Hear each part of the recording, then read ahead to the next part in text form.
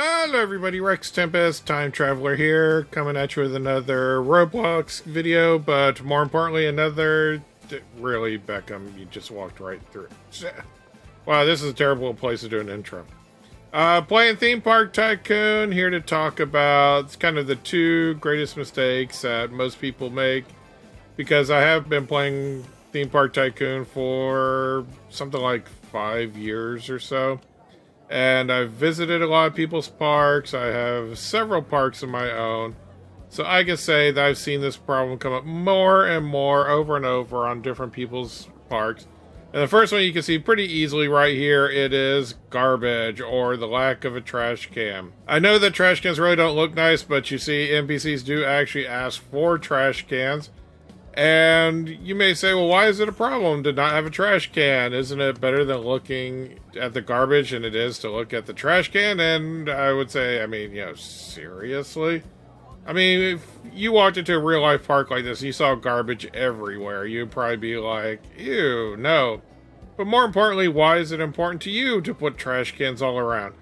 Well, aside from the fact that this looks pretty horrible, it can actually affect your gameplay. First of all, every time one of these NPCs walks around and they touch garbage, their happiness actually goes down a little bit. You know, see, oh, look, happiness, 43%. Here's some other people, happiness, 40%. Obviously, you want people to be happy because people, even NPCs who are not happy, will not stick around in the park. And the longer they stick around the park, the more money they will spend. But more importantly, if you come into the achievements over here, there actually is an achievement related to this. It is the Neat and Tidy achievement. Have no trash in the park with at least 100 guests. And if you do that, okay, so you unlock 2 other trash cans. But if you're the kind of person that wants to get all the achievements, you gotta do that one as well. And also, even at 42 or 43, like I said, I mean, you'll see people asking for it. I even had one person who gave me one of those little challenges or, you know, whatever for the credits. And he said, can you pick up some garbage? Like 18 pieces of garbage. So your NPCs will really start to notice it. And honestly, you can just take a trash can and if you're wondering like where or how to do it, just take any old trash can, put it someplace, and you don't even have to put it like in the middle. But when you do have wide paths, that's just more chances for them to throw garbage.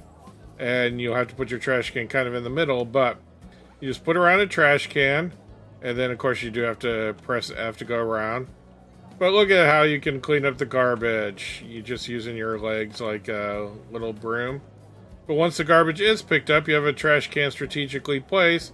No more garbage will be thrown on the ground.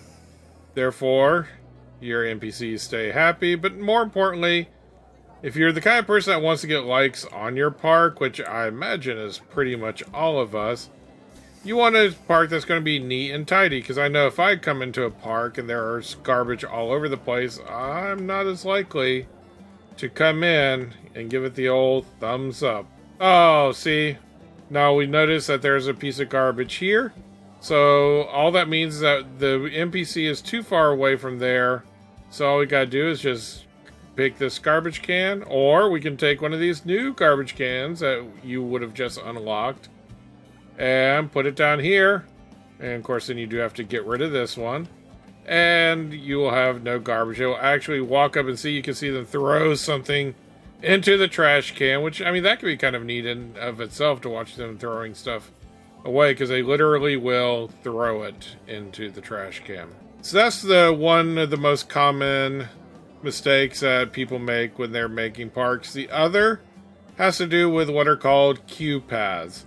Now, the queue path, you would have done the intro to the tutorial to get in, and you would have had to put a queue path about 3 extra blocks past the entrance to get into the teacup ride. But a lot of people, when they're making additional rides, they'll only put the gate and no queue path. So let's first of all talk about what exactly is a queue path and why is it different. Q-U-E-U-E is not a phrase that we in America or similar countries use a lot, but in England it's a very common phrase. And it just means where you stand in line while you're waiting for something. So without an actual line for them to stand in, a lot of players won't actually stand in line. So, like, you have this ride here where you could have fit about 10 or so players, or NPCs, but only one of them is on because you had a path that was only big enough to hold maybe 2 people. And the same thing over here with this ride. I mean, I bet if it comes down, we'll see like one person, but you see, nobody can wait in line for the next ride without one of those paths. So it's actually in your interest to do one of those paths. In fact, for comparison purposes, we will look at the teacup, and we will notice that because we have a longer path, literally every seat is filled. And we even have 3 people who are standing in the path, the queue path for... Oh, here comes another one, a 4th one who are standing in line waiting for the ride because this is a place where they would stand in line. Madison and Madeline. Pretty similar names. Alright, anyway. So, yeah, without that, like I said, oh, look at this. We had 1 person on this ride. So how does this impact your gameplay? So, without the ability to stand in line, every time the ride changes, like here, we'll make a lot of money once people come on. You know, especially for fitting this many people into a ride at one time. But if I'm running a ride and I only have enough to fit 1 person, I'm actually going to make less money.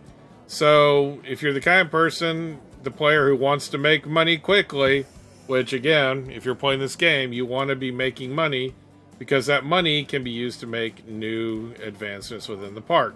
So you want longer paths, and it doesn't even have to be tremendously long. Like, you know, you don't have to go crazy, but I tell you what, let's just destroy these for the time being, and then we're just going to add some queue paths. So there, now this person can go here, this person can go here, and we will see if the line gets longer. Well, okay, I think he just got trapped. But this will allow us to earn more money more quickly. And the other thing is, like, if you have rides, like, let's say you put in this junior roller coaster ride. Now, you will see that there are a lot of seats that you could fill up at one time, so wouldn't you want to actually fill them up? So what you can do is just put a queue path, start winding it around just slightly, and there you go. Now, anybody who wants to can come on and wait in line, and you can get a few people. That way, you're making the most money. Also, oh, it also helps if you open the ride to let people know that, yes, there actually is a ride to go on. But the other way in which this helps, under the achievements, once again, there is an achievement that is affected by a longer line, and that is the Deca Kill achievement.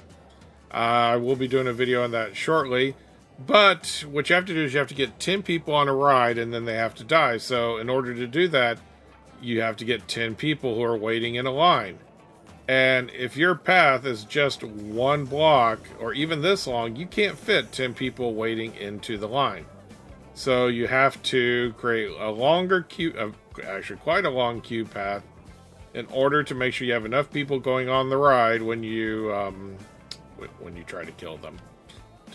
None of you heard that, and it won't happen at this park, don't worry. So that's one way to make your park a little bit better. Just put paths for people to stand in so that they have a way to wait for the line. See, look at this. We put this in, and already we're going to have 5 people going on the next ride at least. And 5 people means 5 little additions to your money up here to buy more. Oh, I am so sorry. Let me take care of that for you. Give you an exit. So yeah, just some little ways that you can improve your park. Just put around the paths, put around some trash cans, and see how your park grows from there. So I hope this helps you out, and if it does, I hope you will leave a message in the comment, because I would really love to hear that. But until then, just want to say thank you for watching. Have a great day. I'll see you next time for more Roblox and more Theme Park Tycoon. Bye! Once again, people cutting me off.